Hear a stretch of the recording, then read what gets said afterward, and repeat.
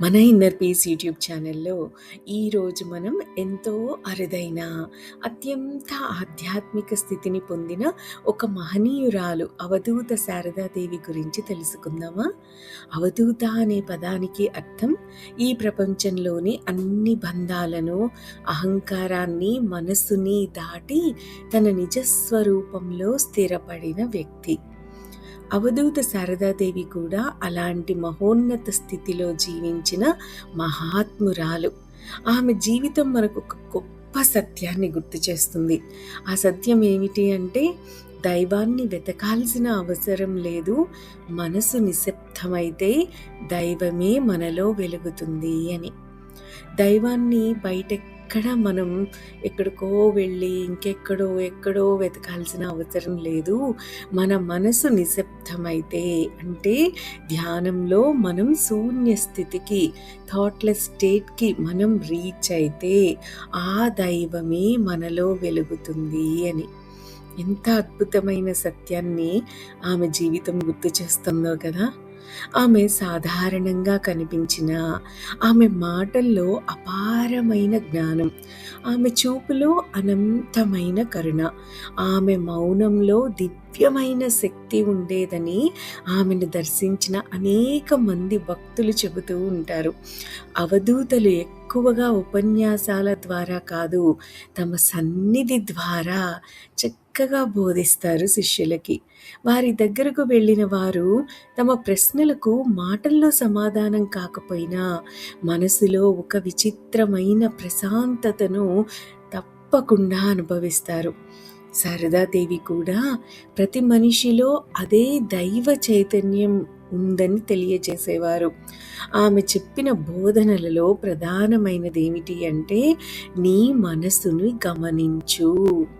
ఎందుకు అంటే, బయట ప్రపంచం కంటే మనలో జరుగుతున్న ఆలోచనలే మన ఆనందానికి, బాధకి కారణం అని ఆమె సూచించేవారు. అందుకే నీ మనసును గమనించు అని ఆమె పదే పదే చెబుతూ ఉండేవాళ్ళు. మరి మనం గమనిస్తున్నామా? ఒక్కసారి చెక్ చేసుకుందాం. ఆమె జీవితం చాలా సరళమైనది. ఆడంబరాలు లేవు, ప్రచారం లేదు, అద్భుతాలను ప్రదర్శించాలనే కోరిక లేదు. ప్రేమతో, మౌనంతో, కరుణతో జీవించడం ద్వారానే ఆధ్యాత్మికతను చూపించారు అమ్మ. ఆమె దగ్గరకు వచ్చిన ప్రతి ఒక్కరిని కులం, మతం, స్థానం అనే భేదాలు లేకుండా ఒకే దృష్టితో చూసేవారని భక్తులు వివరిస్తారు. అదే నిజమైన ఆధ్యాత్మికత కదా. మనలో ఉన్న అహంకారం కరిగిపోతే అటువంటి ప్రేమ సహజంగా ప్రవహిస్తుంది, అవునా? అవధూత శారదాదేవి జీవితం మనకు నేర్పేది కూడా ఇదే. సంతోషం అనేది బయట దొరికేది కాదు, అది మన స్వరూపమే. దానిని తెలుసుకోవడానికి మనసును నిశ్శబ్దంగా గమనించడం, ప్రేమతో జీవించడం, ప్రతి క్షణాన్ని సాక్షిగా చూడటం అవసరం. ఇలాంటి మహనీయుల జీవితాలు మనకు మార్గాన్ని చూపించే దీపస్తంభాల వంటివి. వారి గురించి తెలుసుకోవడం మాత్రమే కాదు, వారి బోధనలను మన జీవితంలో మనం ఆచరించినప్పుడే వారి ఆశీర్వాదం నిజంగా ఫలిస్తుంది, అవునా? పవిత్ర మాత శ్రీ శారదాదేవి ప్రపంచానికి మాతృప్రేమ, సేవ, ఆధ్యాత్మికత నేర్పిన జగజ్జనని. ఈ ప్రపంచంలో గొప్ప గురువులున్నారు, గొప్ప యోగులున్నారు, గొప్ప జ్ఞానులున్నారు. కానీ అందరికీ తల్లిగా మారిన మహానుభావులు చాలా అరుదు. అలాంటి అరుదైన దివ్యమూర్తి శ్రీ శారదాదేవి. ఆమెను ప్రపంచమంతా ప్రేమతో హోలీ మదర్, పవిత్ర మాత అని పిలుస్తుంది. ఎందుకు? ఆమె ఎలాంటి అద్భుతాలు చేయలేదు, రాజసింహాసనాల మీద కూర్చోలేదు, వేలాది ఉపన్యాసాలు ఇవ్వలేదు. అయినా కోట్లాది మంది ఆమెను తమ తల్లిగా ఎందుకు భావించారు? ఈరోజు మరి ఆ దివ్య జీవితాన్ని కొంతవరకు తెలుసుకుందాం. ఒక చిన్న గ్రామంలో ప్రారంభమైనది ఆమె దివ్య ప్రయాణం. 1853 డిసెంబర్ 22 పశ్చిమ బెంగాల్లోని ఒక చిన్న గ్రామం జైరాం బాటి. పేద రైతు కుటుంబంలో శారదాదేవి జన్మించారు. తండ్రి రామచంద్ర ముఖోపాధ్యాయ, తల్లి శ్యామసుందరీ దేవి. సంపద లేదు, ఆడంబరం లేదు, కానీ ఆ ఇంట్లో ఉన్నది భక్తి, దైవ విశ్వాసం, సంతృప్తి. చిన్నప్పటి నుండే శారదాదేవి ఎంతో ప్రశాంతంగా ఉండేవాళ్ళు. ఇతర పిల్లలు ఆటల్లో మునిగిపోతే శారద మాత్రం తల్లికి సహాయం చేసేవారు అన్ని పనులలో. ఆకలితో వచ్చిన వారికి అన్నం పెట్టేవారు, బాధలో ఉన్న వారిని ఓదార్చేవారు. ఎవ్వరూ నేర్పలేదు, ఆమె హృదయమే ఆమెకు గురువై వీటన్నిటినీ నేర్పించింది. బాల్యంలోనే వివాహం అయ్యింది శారదాదేవి గారికి. ఆ రోజుల్లో బాల్య వివాహాలు సర్వసాధారణం కదా. అలా చిన్న వయసులోనే ఆమె వివాహం దక్షిణేశ్వర్ కాళీమాత ఆలయంలో పూజారిగా ఉన్న గదాధర్ చటోపాధ్యాయతో జరిగింది ఆమె వివాహం. అదే తరువాత ప్రపంచానికి తెలిసిన శ్రీ రామకృష్ణ పరమహంస గారు. కానీ ఇది సాధారణ దాంపత్యం కాదు, ఇది రెండు ఆత్మల కలయిక.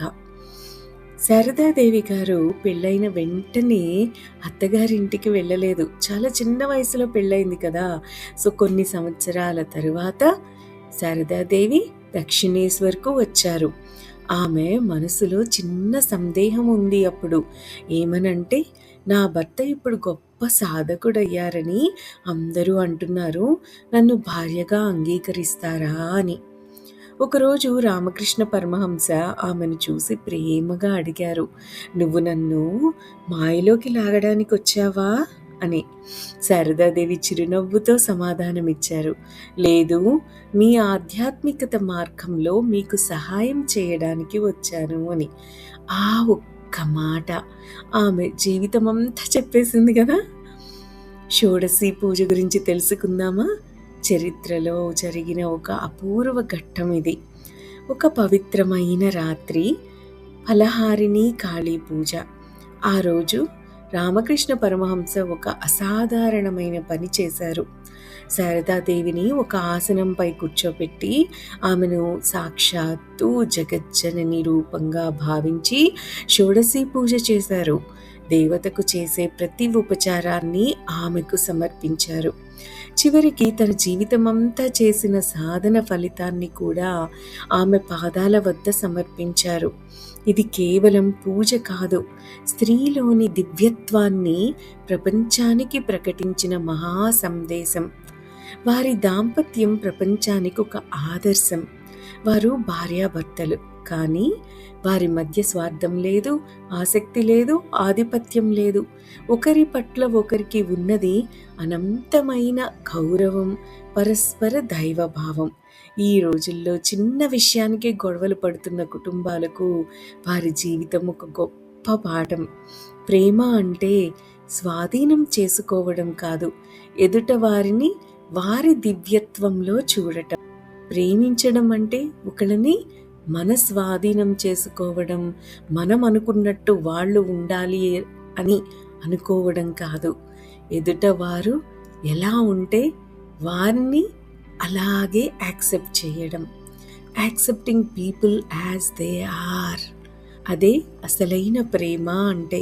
1886లో రామకృష్ణ పరమహంస మహాసమాధి పొందారు.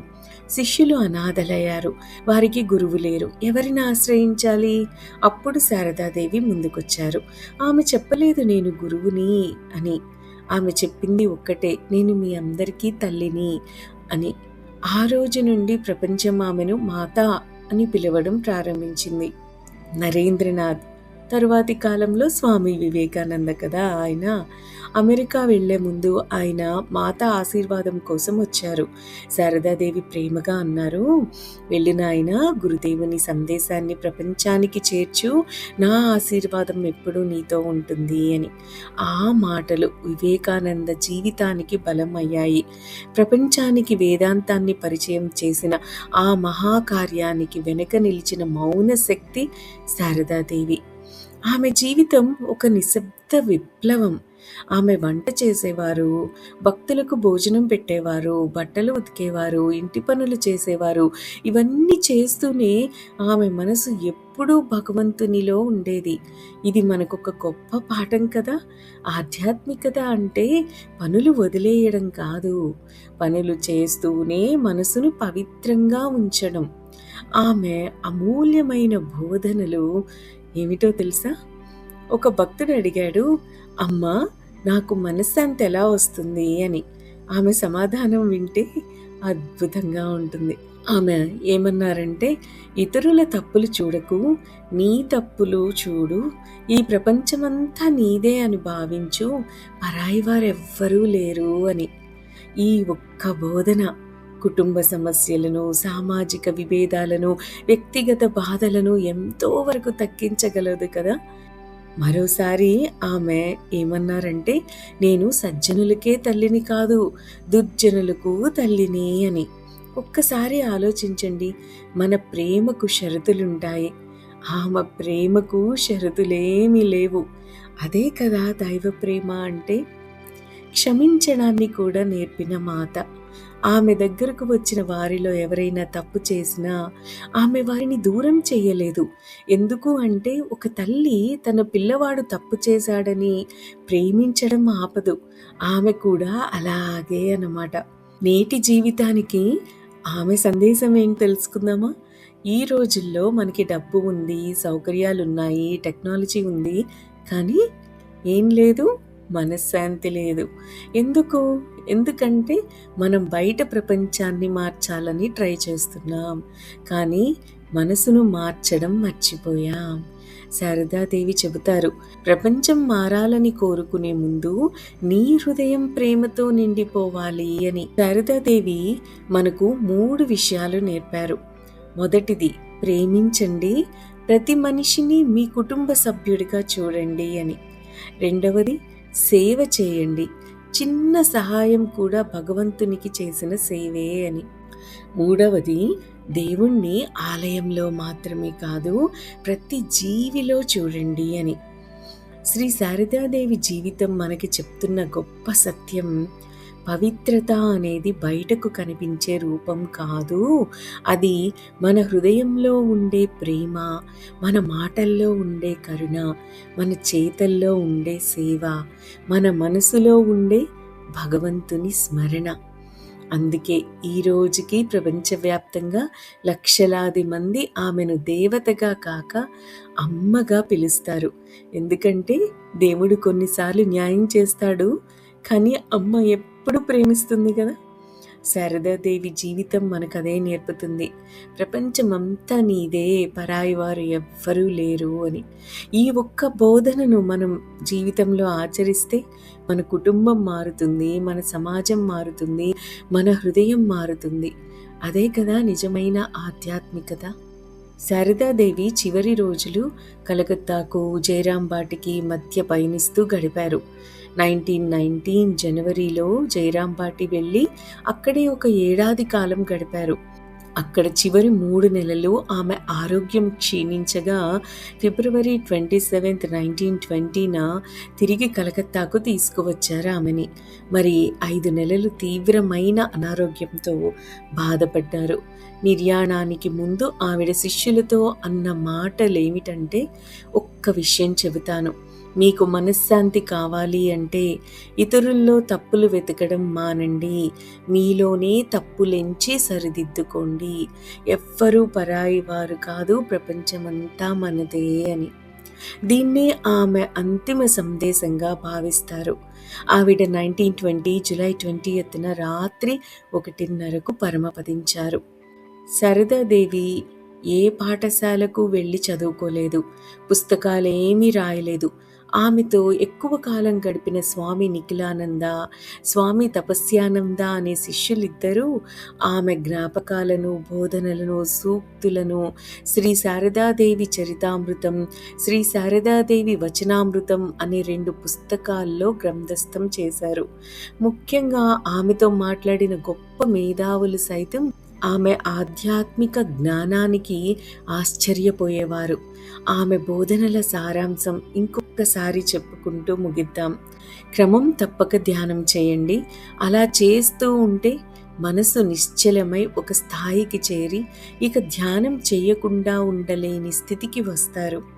ప్రచండ వాయువు మేఘాలను చిన్న భిన్నం చేసినట్టు భగవన్నామం మనం చేస్తూ ఉంటే మన మనస్సులోని మాలిన్యాలను తొలగించి వేస్తుంది అది.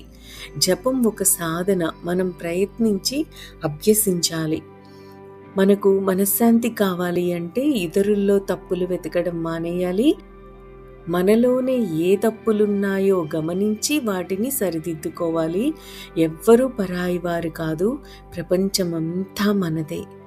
ఎంత అద్భుతమో కదా! ఆమె బోధనలను మనం ఆచరణలో పెడితే అదే అమ్మ యొక్క ఆశీస్సులు మనకి. అవునా? మరి నేర్చుకున్న వాటిని ఇమీడియట్‌గా లైఫ్‌లో ఇంప్లిమెంట్ చేసేస్తారు కదా! దట్స్ ఆల్ ఫర్ టుడే అండి. Have a great day. Thank you. Thank you. Thank you.